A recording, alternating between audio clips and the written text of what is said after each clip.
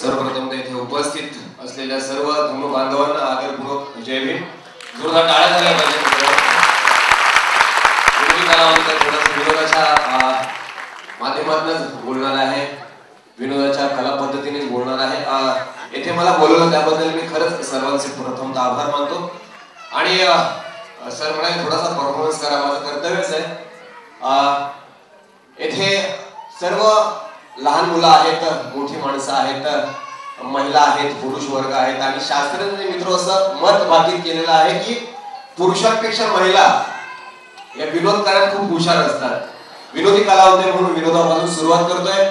आपले आदरणीय महाराष्ट्राचे साहित्यिक, लाडके साहित्यिक होऊन गेले पु ल देशपांडे, ते असे सांगतात की जन्म आणि मृत्यू या दोन्ही टोकांच्या मध्ये पकडून नियतीने चालवलेली तुम्हा सर्वांची फसवणूक जर का एकदा लक्षात आली की मग आपल्या सभोवताली फिरणाऱ्या या माणसाची हसवणूक करण्यापलीकडे काय करायचं. एकदा जोरदार टाळ्या होऊन जाऊ द्या सर्व.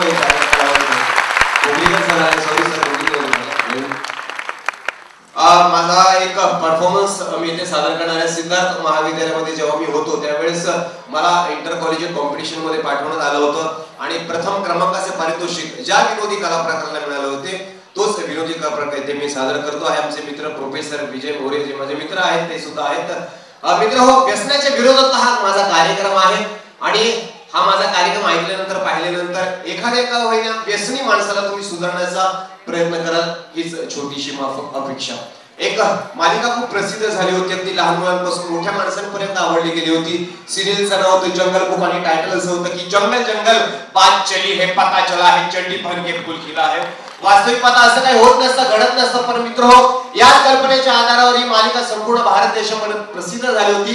फक्त तुम्हाला ती जनावरांपुरता असा विचार करायचा, अशी कल्पना करायची आहे की हा जो लहान मुलांचा आवडता मोगली आहे हा व्यसनाधीन झालेला आहे. आणि व्यसनाधीन झाल्यामुळे तो जंगलाचे कायदे तोडण्याचा प्रयत्न करतो आहे. प्रत्येक कलावंत येतात आणि शूटिंगच्या माध्यमातून समजवण्याचा प्रयत्न करतात की बाबा रे मोगली व्यसन करू नको, त्यापेक्षा तू अभ्यास कर. पाहूया, वेळ कमी थोडक्यात सादर करतोय. शूटिंगच्या माध्यमातून पहिलं पाऊल उचलण्यासाठी येत आहे तुमचं आमचं लाडकं मराठी व्यक्तिमत्व निळू फुलेजी. पाहूया काय म्हणत आहेत व्यसनाच्या विरोधात निळू फुलेजी.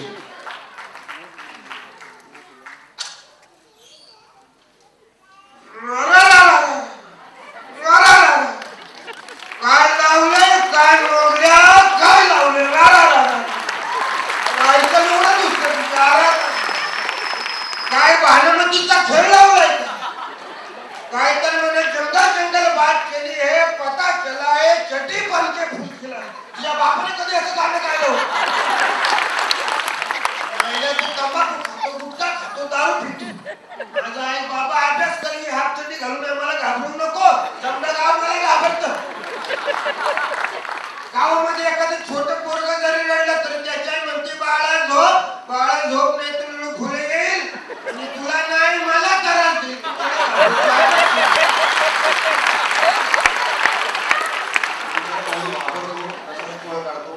पळता पळता भेटतात आमचे मित्र मकरंद अनास पुढे. पाहूया काय म्हणत आहेत व्यसनाच्या विरोधात विनोदी पद्धतीने मकरंद अनास पुढेची.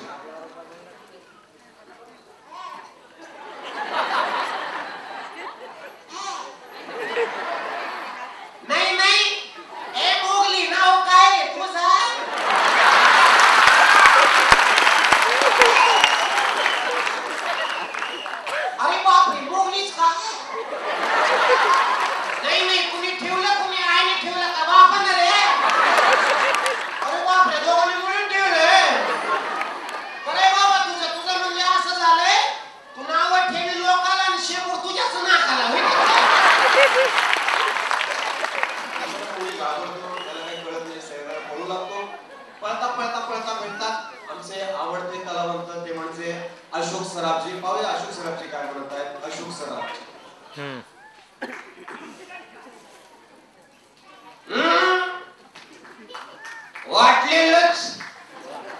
वाटलेलंच तुम्ही जंगलाचा कायदा तोडणार.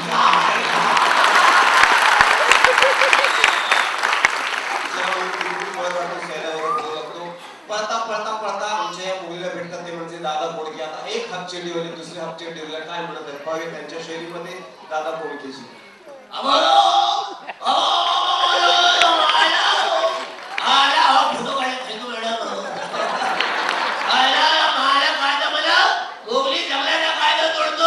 जंगल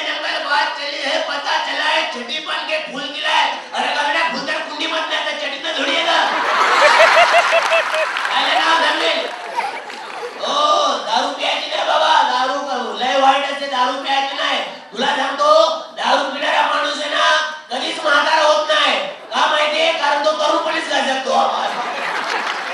दारू प्यायची नाही, अभ्यास करायला बिचारा मुली घाबरतो, सैरावला पळू लागतो. पळता पळता पळता भेटतात आमचे नाना पाटेकर. पोहे नाना पाटेकरांची एक वेगळी स्टाईल आहे, वेगळी शैली आहे. पोहे काय म्हणतात त्या व्यसनाच्या विरोधात नाना पाटेकर.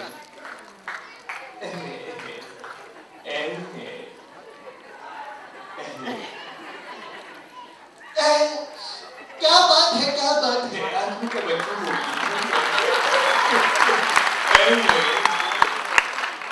जंगल जंगल बात चली है, पता चला है चट्टी बांध के फूल खिला है. पागल है, सत्याग्रह है.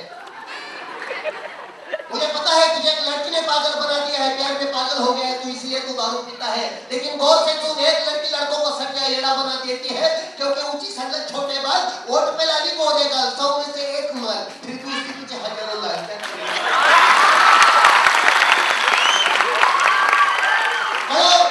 बड़ों लिखो, प्यार के काबिल बनो, होशियार बनो. फायगिरी में क्या रखा है? सितारा और कारावास वनवास. मगर हाँ, तुम उन लड़कियों से बदला जरूर लेना.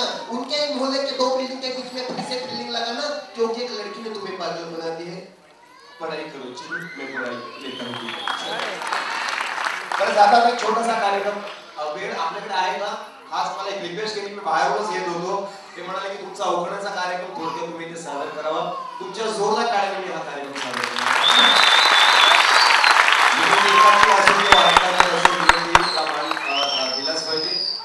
मित्रांनो, आपण ज्यावेळेस वेगवेगळे कार्यक्रम करत असतो त्यावेळेस वेगळे अनुभव येत असतात. असंच एकदा कार्यक्रमाला गेलो होतो पुण्याकडे, आणि पुण्याकडे तुम्हाला सांगतो एका लग्न मंडपामध्ये आमचा कार्यक्रम होता ऑर्केस्ट्राचा. 2-4 वर्षापूर्वीची गोष्ट आहे. परंतु त्या लग्न मंडपामध्ये मी पाहिलं की काही बायका, महिला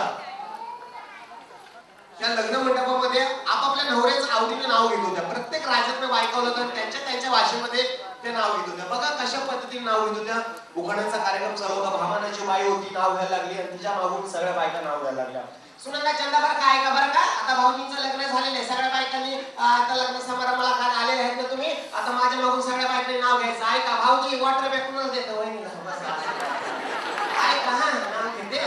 हांड्यावर हांडे, 7 हांडे. हा, कुणी ऐकला असं तर पुण्याला ऐका. तो हांडा वेगळा, ह्यो हांडा वेगळा. हांड्यावर हांडे, 7 हांडे, आणि आमच्या नवऱ्याकडचे सगळे माकड तोंडी. म्हणून राजाबाईच्या गावात म्हातारी बाई होती, कोकणातली होती, मालवण पण आली होती. ती बिचारी हिचा आवाज ऐकून उठली, ती नाव घ्यायला लागली. ऐका तो आमचे हे अजून कुठे दिसत नाही का? मी आमच्या ह्याचं नाव घेते. वाटलं तिकडं चालतात, फेडो त्यांचं पाय. वाटलं तिकडं चालतात, फेडो त्यांचं पाय. गणपतराव अजून कसे हिरो नाही, कात्रात पडलो की काय?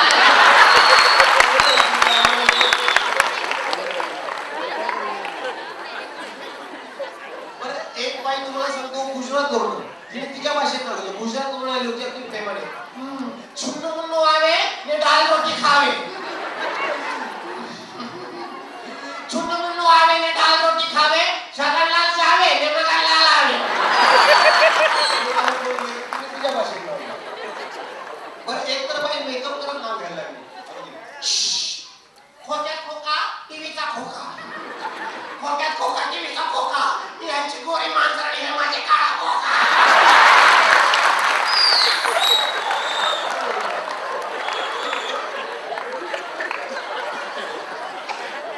तुम्ही असं नवरच खूप बघतो. पण हे तर काही नाही.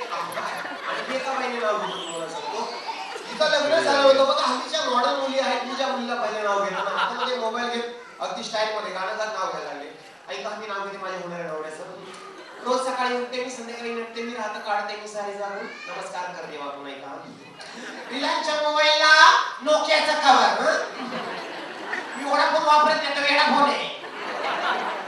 रिलायन्सच्या मोबाईलला नोकियाचा कव्हर, आणि नोकियावाल्याचं नाव घेते मी, रिलायन्स वाल्याची लवर.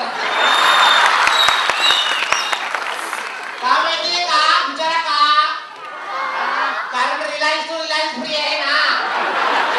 जोरदार करा बालकनी.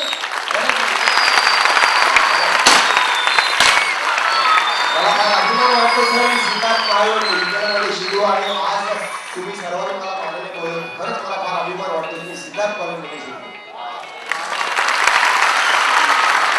जाता खास लहान मुलांसाठी किंवा पालकांसाठी म्हणा, कोणासाठी म्हणा, जगातल्या प्रत्येक व्यक्तीसाठी म्हणाला तरी हरकत नाही, एक छोटंसं पत्र मी इथे सादर करणार आणि तुमच्या निरोप रजा घेणार आहे.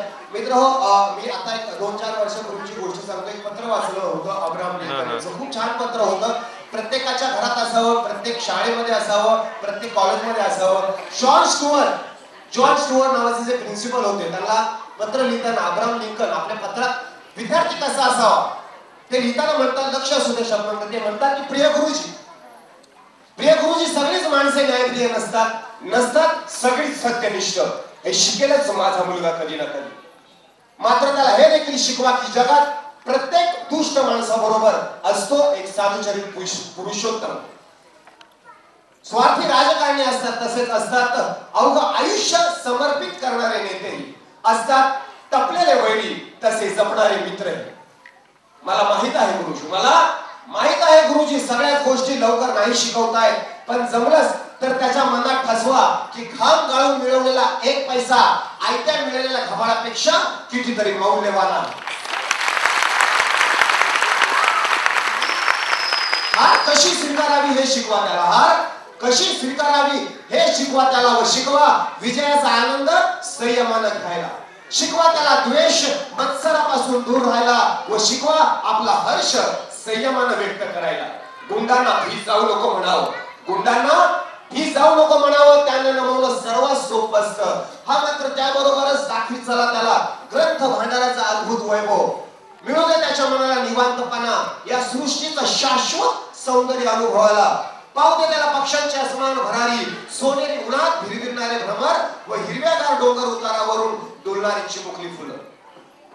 जमलंच तर त्याच्या मनात ठसवा की जे सत्य आणि न्याय वाटते त्याच्यासाठी पाय रोवून लढत राहा. कारण आगीत तावून सुलाखून निघाल्याशिवाय लोखंडाचं कणखर पोलाद होत नसतं. जमलंच तर त्याच्या अंगी बांधवा अधिक व्हायचं धैर्य, आणि धरला पाहिजे धीर त्यानं जर गाजवायचं असेल शौर्य. माफ करा गुरुजी, मी खूप बोलतो आहे, भरपूर काही मागतोय, पण जमेल तेवढं शिकवा माझ्या मुलाला. भलताच गोड छोकरा आहे हो माझा मुलगा, भलताच गोड छोकरा आहे.